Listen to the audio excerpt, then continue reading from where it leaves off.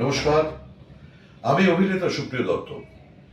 একটা অত্যন্ত জরুরি খবর দেব বলে আমি ক্যামেরার সামনে এসেছি।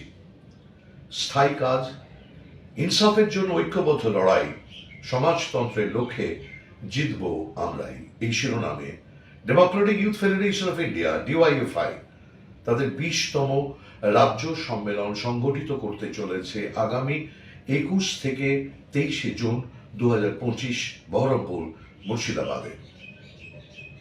এই উপলক্ষে প্রকাশ্য সমাবেশ 21 জুন 2025 কমরেড ধ্রুবজ্যোতি সাহার সভাপতিত্বে বক্তা কমরেড মোহাম্মদ সেলিম, কমরেড হিমগ্র রাজ ভট্টাচার্য এবং কমরেড মীনাক্ষী মুখার্জি।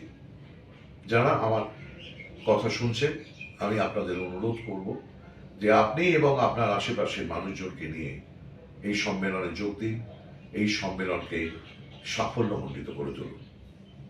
নমস্কার।